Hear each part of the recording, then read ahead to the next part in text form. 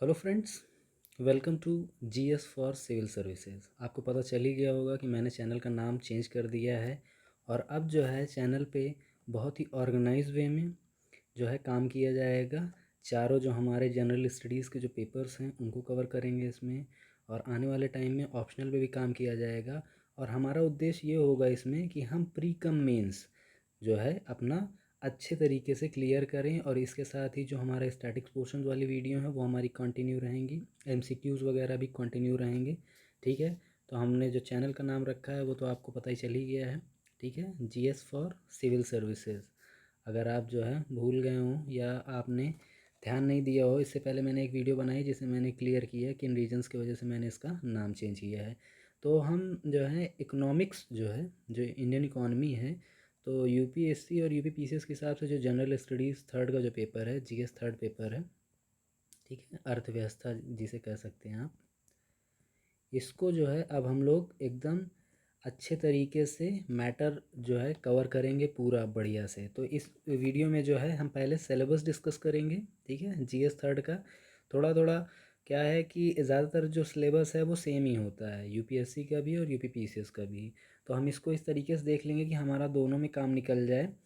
थोड़ा सा क्या होता है, यूपी स्पेशल के हिसाब से ज़्यादा मामला हो जाएगा यूपी पीसीएस में, उसको जो है मैं आगे की आने वाली वीडियोस में जो है मैं आपको इन्फॉर्म करूँगा, और उससे रिलेटेड जो भी डिटेल्स हैं वो मैं दे दूँगा आपको। तो चलिए पहले हम लोग इसमें देख लेते हैं कि जनरल स्टडीज़ का सिलेबस क्या है थर्ड पेपर का, इकोनॉमिक्स का, इकोनॉमी, इंडियन इकोनॉमी का, और उसके बाद हम कौन कौन सी चीज़ें कवर करेंगे, तो उसकी भी मैंने जो है पूरा तैयार किया हुआ है। नेक्स्ट स्लाइड में उसी पे हम लोग डिस्कशन करेंगे। तो पहले देख लेते हैं कि हमारा जीएस, जो जीएस थर्ड पेपर है उसके सिलेबस क्या क्या है। तो इसमें है इकोनॉमिक प्लानिंग इन इंडिया। तो भारतीय में जो भारतीय परिप्रेक्ष्य में जो योजना वगैरह रही है आर्थिक को मजबूत करने के लिए, उसको इसमें पढ़ेंगे। उसका उद्देश्य क्या था और achievements.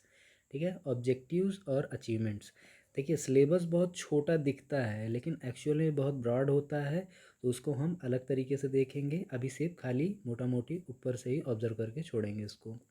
Role of NITI Aayog, NITI Aayog जिसने रिप्लेस किया है प्लानिंग कमीशंस को। ठीक है, नीति आयोग के ऑब्जेक्टिव क्या है, इसका उद्देश्य क्या है, अब ये किस तरीके से काम करती है, और ये किस तरीके से डिफरेंस है प्लानिंग कमीशन से या योजना आयोग से। ठीक है, pursuit of sustainable development goals, SDGs. ठीक है, इंटरनेशनल और नेशनल लेवल दोनों जगह पर जो है एसटीजीज का जो है बहुत महत्वपूर्ण भूमिका है, और उसे किस तरीके से अचीव करेंगे, इसके अंदर क्या क्या रोल्स वगैरह हैं। मेंस राइटिंग के लिए इसमें जो है बहुत अच्छे जो है पॉइंट्स मिलते हैं, और इंटरव्यू वगैरह के लिए भी अच्छे से ये काम करता है। ये सस्टेनेबल डेवलपमेंट गोल वाला जो इसमें टॉपिक है हमारा। दूसरा जो टॉपिक है वो है इश्यूज ऑफ पावर्टी। तो मुद्दे क्या हैं, गरीबी के, अनएम्प्लॉयमेंट के, जो बेरोज़गारी वगैरह, सोशल जस्टिस, सामाजिक न्याय, और इंक्लूसिव ग्रोथ जो है, जो समन्वित वृद्धि है, या समन्वित जो विकास वगैरह है, उसको किस तरीके से अचीव करेंगे, उसको जो है सही टाइम पे ना अचीव कर पाने के क्या रीज़न वगैरह हैं, उन सबको भी इसमें कवर करना है। Components of government budgets. ठीक है, और फाइनेंशियल सिस्टम। तो यहाँ पे हमें क्या देखना है, जब गवर्नमेंट बजट की बात आ जा रही है मतलब फिस्कल पॉलिसी जो है हमें कवर करनी है पूरी तरीके से, जिसे हिंदी में क्या बोलते हैं, राजकोषीय। ठीक है, राजकोषीय मामला बोलते हैं। फाइनेंशियल सिस्टम मतलब कि जो क्रेडिट एंड मॉनेटरी सिस्टम है, यानी कि आरबीआई से रिलेटेड जो भी मामला रहेगा, फाइनेंशियल सिस्टम यानी कि वित्तीय प्रणाली में, इसको हम देखेंगे। चौथा जो पॉइंट है काफ़ी इंपॉर्टेंट है, ये एग्रीकल्चर और उससे रिलेटेड जो अलाइड सेक्टर्स हैं उनका इंडियन डेवलपमेंट में क्या रोल रहेगा, यानी सेक्टर्स वगैरह जितने भी हैं, प्राइमरी, सेकेंडरी, थर्ड, फोर्थ, उन सबको कवर करेंगे। डिफरेंट टाइप्स ऑफ इरिगेशन, जो सिंचाई के प्रकार हैं, इरिगेशन सिस्टम्स हैं उनको। तो यहाँ पे क्या होगा कि जो ज्योग्राफी है, ज्योग्राफी और इकोनॉमिक्स का यहाँ पे आपको मिक्सचर देखने को मिलेगा। स्टोरेज, जो भंडारण की समस्याएं होती हैं, जो भंडारण से रिलेटेड जो भी प्रॉब्लम्स हैं उनको किस तरीके से ठीक किया जा रहा है। और ट्रांसपोर्ट, जो परिवहन है, एक सामान को दूसरे जगह पर ले जाने के लिए ट्रांसपोर्ट की क्या क्या व्यवस्था है, किन किन चीज़ों में अभी भी कमी है, यानी कि जो इंफ्रास्ट्रक्चरल जो डेवलपमेंट होता है उसकी बात कर रहे हैं यहाँ पे, और संरचनात्मक चीज़ों के बारे में बातचीत हो रही है। तो marketing of agriculture produce, e technology, जो इलेक्ट्रिक टेक्नोलॉजी है, जो ऑनलाइन व्यवस्था है, in the aid of farmers, किसानों के लिए जो भी समस्याएं हैं या जो भी करंट टाइम के मुद्दे होंगे उनको एग्रीकल्चर के पर्सपेक्टिव से जो है इकोनॉमिक्स में ही हम लोग ये इंडियन इकोनॉमी में ही कवर करेंगे। पांचवा टॉपिक जो होगा issues related to direct and indirect farm subsidies. Subsidies जो होते हैं, ठीक है, अनुदान वगैरह हैं, उनसे रिलेटेड भी टॉपिक है, काफ़ी इंपॉर्टेंट है।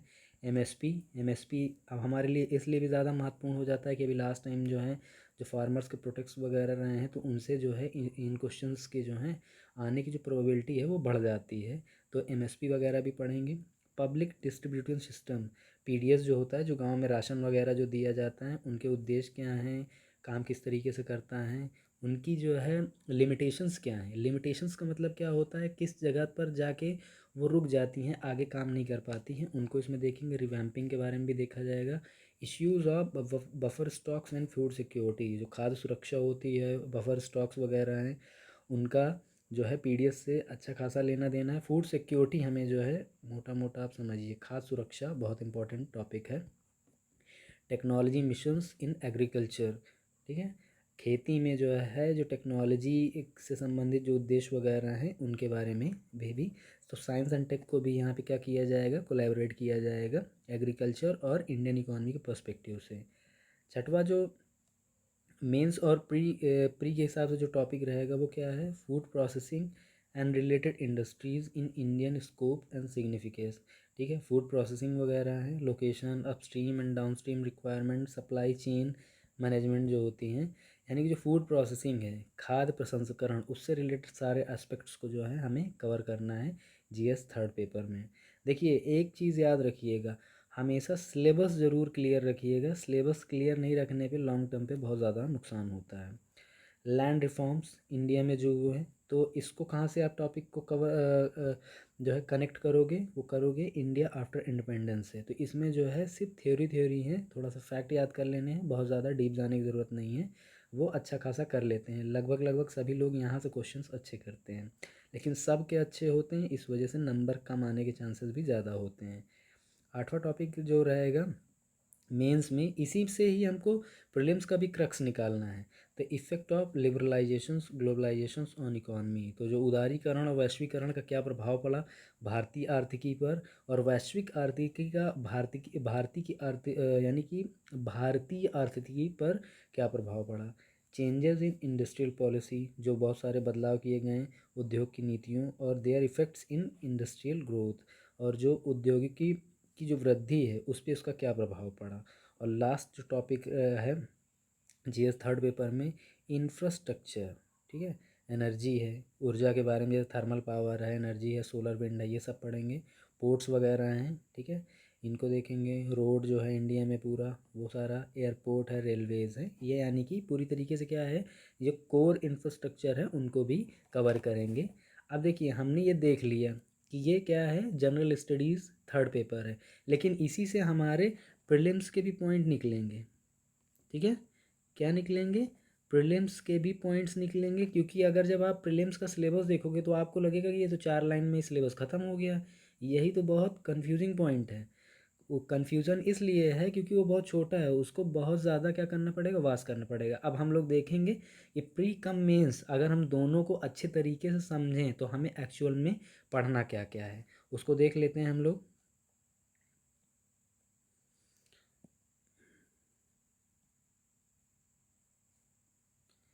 तो अब हम लोग देखते हैं क्या क्या हमें पढ़ना है। ये देखिए,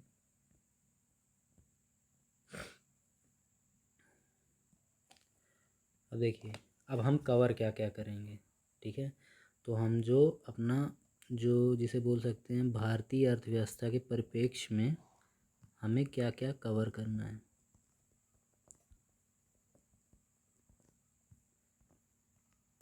ठीक है, क्या क्या हमें पढ़ना है भारतीय अर्थव्यवस्था के परिप्रेक्ष्य में ही हमें कवर करना है, ठीक है। तो पहला चैप्टर ही जो होगा हमारा इंट्रोडक्शन से होगा। इसमें हम लोग क्या पढ़ेंगे कि इकोनॉमिक्स का ओरिजिन कहाँ से हुआ, किस तरीके से ये शुरू हुआ, इकॉनमी या जो अर्थव्यवस्था की जो प्रणालियाँ होती हैं कितने प्रकार की होती हैं, उनके टाइप क्या होते हैं, ठीक है, ये सारी चीज़ें हम पूरा डिटेल में देखेंगे। जो कि हमारा पहला चैप्टर भी जिसे कह सकते हैं, हम पहले टॉपिक के हिसाब से देखेंगे। या लेक्चर 1 जो हमारा होगा इंट्रोडक्शन पे होगा, 1 से 2 पार्ट में ये बनेगा। फिर उसके बाद हम क्या पढ़ेंगे, इन्फ्लेशन, मुद्रास्फीति पढ़ेंगे, क्योंकि मुद्रास्फीति को ही मैनेज करने को ही अर्थशास्त्र भी कह सकते हैं, क्योंकि इसी के आगे पीछे ही सारी पॉलिसी, सारी स्कीम, सारी योजनाएं जो हैं इसी के आगे पीछे टहलती हैं। ठीक है, इन्फ्लेशंस को क्या करने के लिए, कंट्रोल करने के लिए। जो अच्छे से इन्फ्लेशंस को क्या करेगा, कंट्रोल कर लेगा, उसकी इकोनॉमी को मजबूत माना जाएगा, उसकी प्रणाली को बेहतर माना जाएगा। जो नहीं कंट्रोल कर पाएगा उसे फेल इकोनॉमी बोल दिया जाएगा, या उसे पिछड़ी हुई इकोनॉमी बोल दिया जाएगा। ठीक है, तो ये हो गया। अब हमारा तीसरा जो टॉपिक रहेगा, मॉनेटरी सिस्टम। देखिए, मॉनेटरी सिस्टम क्या है, जो इन्फ्लेशन को कवर करने के लिए या उसको संभालने के लिए जो व्यवस्था बनाई जाएगी वो क्या कहलाएगी, मौद्रिक व्यवस्था कहलाएगी, मॉनेटरी सिस्टम कहलाएगी। मॉनेटरी सिस्टम के सारे एस्पेक्ट्स और जितने भी इम्पोर्टेंट कॉन्सेप्ट्स हैं प्री कम मेंस के हिसाब से, ठीक है, किसके हिसाब से, प्री कम मेंस के हिसाब से हम क्या करेंगे, इसे हम बहुत अच्छे तरीके से कवर करेंगे, सारे एक एक, आप इस सारी कन्फ्यूज़न क्लियर हो जाएंगी। चौथा टॉपिक हमारा रहेगा बैंकिंग सिस्टम, जो कि सबसे इम्पॉर्टेंट है। यहाँ से जो है स्टैटिक पोर्शन से भी यहाँ क्वेश्चंस आते हैं, और मेंस में भी अच्छे क्वेश्चंस आते हैं। तो ठीक है, बैंकिंग व्यवस्था हम लोग पढ़ेंगे पूरी, इसका पूरा जो हिस्टोरिकल पर्सपेक्टिव है और हिस्टोरिकल डेवलपमेंट जो है बैंकिंग का वो पूरा पढ़ेंगे। अभी क्या क्या नई स्कीम्स आई हैं उन सबको भी कवर करेंगे। पांचवा टॉपिक रहेगा मनी मार्केट, ठीक है, मुद्रा बाजार, ठीक है, इसको कवर करेंगे। छठवा टॉपिक रहेगा कैपिटल मार्केट, पूंजी बाजार, इसको भी पूरी तरीके से देखेंगे, बढ़िया से देखेंगे और एक दूसरे से क्या करेंगे, जोड़ के देखेंगे। सातवां टॉपिक काफ़ी इंपॉर्टेंट है, यहाँ पर से जो है कोर कॉन्सेप्ट बहुत सारे आते हैं। नेशनल इनकम जिसे बोलते हैं राष्ट्रीय आय, इसको जो है हम इसी में कवर करेंगे। अब आगे देख लेते हैं हमारे लास्ट के जो हमारे कितने टॉपिक बचे हैं, 5 बचे हुए हैं। ठीक है, तो 5वें में अब नेशनल इनकम तक हमने देख लिया। ठीक है, राजकोषीय व्यवस्था या फिजिकल सिस्टम, इसके अंदर हम लोग क्या पढ़ेंगे, इसके अंतर्गत जो मेन 2 चीज़ें हैं वो ये है बजट। ठीक है, बजट को जो है, बजट को भी उस पर्सपेक्टिव से हम इसमें कवर करेंगे जो इंडियन इकोनॉमी के हिसाब से है, पॉलिटी के हिसाब से नहीं, राज्य व्यवस्था के हिसाब से हम इसको कवर नहीं करेंगे। ठीक है, तो राजकोषीय व्यवस्था को अच्छे से डिटेल्ड एनालिसिस के साथ जो है बढ़िया से कवर करेंगे। टैक्सेशन, टैक्सेशन सबसे बढ़िया चैप्टर है, इजी भी है टफ भी है, इसको दोनों एंगल से देख सकते हैं, इसको हम लोग इसमें कवर करेंगे। फॉरेन इन्वेस्टमेंट एंड ट्रेड, जो विदेशी ये निवेश होता है और जो व्यापार होता है, ठीक है, एफडीआई एफपीआई ये जितना भी होता है पोर्टफोलियो, सारी चीज़ें जो हैं इसमें हम कवर करेंगे। जैसे कि एफडीआई है, एफपीआई है, तो इन सारी चीज़ों को जो है, जैसे कि ब्राउन फील्ड ग्रीन, ये सारी जितने भी ज़्यादातर जो एस्पेक्ट्स हैं सब कुछ कवर करेंगे। आपको ऐसा लगेगा नहीं कि आपको जो है इसको पढ़ने के बाद आपको कुछ अपने से फर्ड करना होगा, बाकी सारी चीज़ें आपको इसमें अवेलेबल हो जाएंगी। वर्ल्ड बैंक, आईएमएफ, ठीक है, ब्रिटेन वुड्स का जो कॉन्फ्रेंस है 1944 का, उसके तहत जो है इनकी स्थापना होती है, और फिर ये किस तरीके से काम करते हैं। और आईएमएफ कब आता है, जब बैलेंस क्राइसिस होती है, तब आईएमएफ किस तरीके से इन्वॉल्वमेंट होता है, वर्ल्ड बैंक किस तरीके से काम करता है, क्योंकि वर्ल्ड बैंक क्या है, डेवलपमेंटल जो है काम करता है। वर्ल्ड बैंक एक तरीके का ग्रुप है, कोई वर्ल्ड बैंक पर्टिकुलर बैंक तो है नहीं, उसके अंदर भी 3 हैं, ठीक है, उनके भी नाम बताए जाएंगे, उनकी भी डिटेल्स आपको पूरी बताई जाएगी।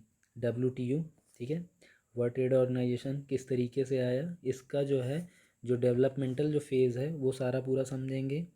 और ये भारत के इसके साथ, भारत का इससे अभी क्या मसला चल रहा है उसको भी बढ़िया से समझेंगे। एग्रीकल्चर ये काफ़ी इम्पोर्टेंट है, ठीक है, ये ज्योग्राफी में भी हिस्सा है आपका और इंडियन इकोनॉमी में भी है, इसको कवर करेंगे कृषि को। और उसके साथ कृषि तो है ही है, उसके साथ जो है अलाइड सेक्टर भी आता है। ठीक है, अलाइड सेक्टर का मतलब क्या होता है, जैसे कि पशुपालन, मछली पालन, ये सारी चीज़ें भी इसी में जुड़ जाएंगी। इंडस्ट्री, उद्योग, ठीक है, उद्योग को बढ़िया से कवर करेंगे। 14, 15 में जो है इन्वेस्टमेंट मॉडल्स जितने भी हैं, ठीक है, जैसे हेराडोमर मॉडल है, उसके बाद महालनोबिस मॉडल है, इन सारे मॉडल्स को भी हम इसमें अच्छे से कवर करेंगे। तो आई होप कि आपको समझ में आ गया होगा। देखिए इस चीज़ को जो है मैं बहुत ज़बरदस्त तरीके से लगभग 25 से 30 लेक्चर्स में, या कह सकते हैं कि जो टॉपिक्स होंगे 25 से 30 टॉपिक में, मैं इस जीएस थर्ड पेपर को जो है पूरे तरीके से कंप्लीट करूँगा, और जिसमें क्या होगा कि प्री कम मेंस दोनों में ये काम करे। ठीक है,